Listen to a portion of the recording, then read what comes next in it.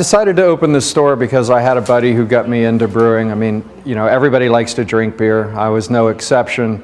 I had a buddy who started to brew himself. I liked it. I started brewing, myself as well. And an opportunity opened up here in Uptown, at this location to potentially put a business in.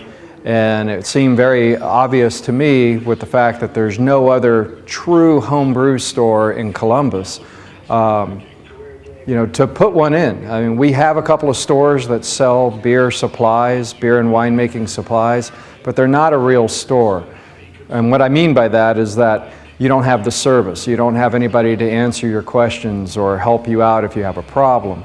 I am here for all of my customers. I've even given my personal cell phone number out a couple of times to people just in case they needed help after I close. When anybody starts brewing, they're going to start using kits. The kits are basically like a cake mix. It's a recipe that's already been thought out and researched and tried and experimented so that they get all of the components exactly right. Each one of these kits makes 5 gallons of beer. That translates into 2 cases. And the prices range anywhere from $30 to $50 depending on the style of beer. And you have a tremendous selection, anything from a Continental Pilsner all the way to a whiskey barrel stout. You have all kinds of IPAs, porters, German beers like Dunkelweisens and wit beers, wheat beers, ambers, you name it, there's a kit for it. Very soon we're going to be starting a beer club as well as a wine club, so everybody can come up here once a month, bring up some of their brews, and we can share them and critique them.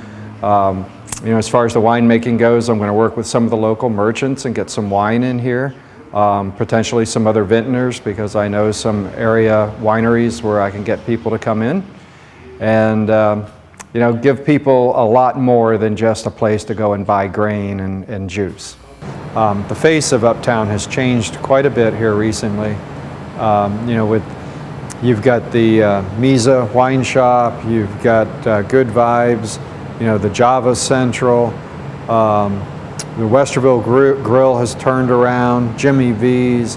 The change is dramatic and being very well received.